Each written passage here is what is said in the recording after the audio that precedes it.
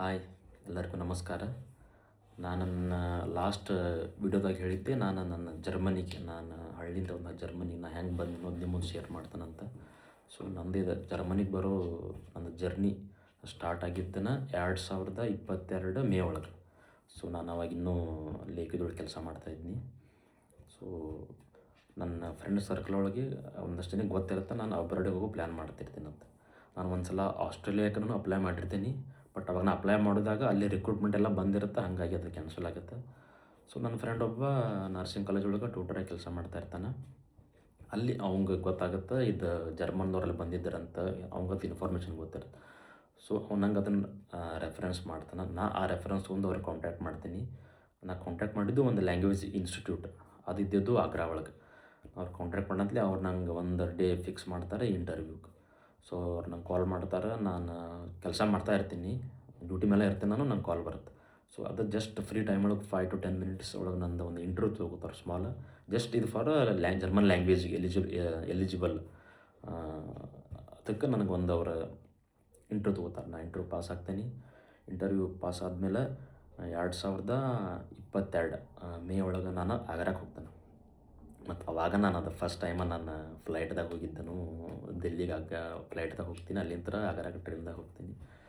So 2022 May ಒಳಗೆ ನಂದು ಇದು ಜರ್ಮನ್ ಲ್ಯಾಂಗ್ವೇಜ್ ಕಲಿಯೋ ಜರ್ನಿ ಸ್ಟಾರ್ಟ್ ಆಗುತ್ತೆ. ಸೊ ನಾನು 2022 ಮೇ ಅಲ್ಲಿಂದ ಒಂದು 8 ತಿಂಗಳು ತೊಗೋತಾನೆ ನಂದು B1 language with exam complete ಮಾಡೋಕ್ಕೆ. ಸೊ ಅದರ ಮಧ್ಯಾಹ್ನ ನಂದು ಇಂಟರ್ವ್ಯೂ ಆಗಿರುತ್ತೆ ಆಲ್ರೆಡಿ. ನಾನು ಜರ್ಮನ್ B1 ಸರ್ಟಿಫಿಕೇಟ್ಗಷ್ಟೇ ವೇಟ್ ಮಾಡ್ತಾ ಇರ್ತೀನಿ. ಸೊ ನಾನು ಫೆಬ್ರವರಿ ಒಳಗೆ ಎಕ್ಸಾಮ್ ಕೊಡಂತಲೇ ಎಕ್ಸಾಮ್ ಪಾಸ್ ಆಗ್ತೀನಿ, ಸರ್ಟಿಫಿಕೇಟ್ ಬರುತ್ತೆ. ಸರ್ಟಿಫಿಕೇಟ್ ಆದಮೇಲೆ ನಂದು ಅದೆಲ್ಲ ಪ್ರೊಸೆಸಿಂಗ್ ಆಗಿ ನಾನು 2023 ಜುಲೈ ಒಳಗೆ ನಾನು ಜರ್ಮನಿಗೆ ಬರ್ತೀನಿ. ಸೊ ಜರ್ಮನಿ ಇದೆಲ್ಲ ಇಷ್ಟು ನಂದು ಒಂದು ಸ್ಮಾಲ್ ಜರ್ನಿ. ಸೊ ನಿಮ್ಮೂ ಈ ಥರ ಜರ್ನಿ ನಿಮ್ಮ ಲೈಫ್ ಒಳಗೆ ಇರುತ್ತೆ. ಸೊ ನನ್ನ ಜರ್ನಿನೂ ಇನ್ನೊಬ್ಬರಿಗೆ ಇನ್ಸ್ಪಿರೇಷನ್ ಆಗಲಿ, ಮೋಟಿವೇಶನ್ ಆಗಲಿ ಅಂತ ನಾನು ಇದನ್ನು ಒಂದು ಜರ್ನಿ ಒಂದು ವಿಡಿಯೋ ಮಾಡೋ ಪ್ರಯತ್ನ ಮಾಡೀನಿ.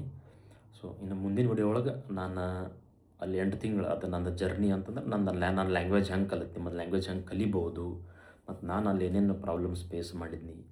ಸೊ ಮತ್ತು ನನ್ನ B1 ಎಕ್ಸಾಮ್ ನನ್ನ ಪ್ರಿಪ್ರೇಷನ್ ಹೆಂಗಿತ್ತು, ಮತ್ತು ನನ್ನ ಜರ್ಮನಿದವ್ರ ಜೊತೆ ನನ್ನ ಇಂಟರ್ವ್ಯೂ ಪ್ರಿಪ್ರೇಷನ್ ಹೇಗಿತ್ತು, ಮತ್ತು ಲ್ಯಾಂಗ್ವೇಜ್ ಮತ್ತು ಇನ್ನು ಬೇರೆ ಯಾವ ಥರ ಕಲಿಬೋದು ಅನ್ನೋದನ್ನು ನಾನು ಮುಂದಿನ ವಿಡಿಯೋದಲ್ಲಿ ನಾನು ನಿಮಗೆ ತಿಳಿಸ್ಕೊಡ್ತೀನಿ. ಸೊ ಈ ವಿಡಿಯೋ ನೀವು ಲೈಕ್ ಮಾಡಿರಿ, ಶೇರ್ ಮಾಡಿರಿ, ಸಬ್ಸ್ಕ್ರೈಬ್ ಮಾಡಿರಿ, ಮತ್ತು ನಂಗೆ ಸಪೋರ್ಟ್ ಮಾಡಿರಿ. ನಿಮ್ಗೆ ಏನೋ ಡೌಟ್ಸ್ ಅದು ಏನೇ ಇದ್ದರೂ ಕಮೆಂಟ್ ಬಾಕ್ಸಲ್ಲಿ ಹಾಕಿರಿ. ನಾನು ಅದನ್ನೆಲ್ಲ ಓದಿ ನಿಮಗೆ ಮುಂದಿನ ವಿಡಿಯೋದಲ್ಲಿ ಅದ್ರ ಬಗ್ಗೆ ಒಂದು ವಿಡಿಯೋ ಮಾಡಿ ಹಾಕ್ತೀನಿ. ಸೊ ಮುಂದಿನ ವಿಡಿಯೋದಲ್ಲಿ ಸಿಗೋಣ. ಎಲ್ಲರಿಗೂ ನಮಸ್ಕಾರ.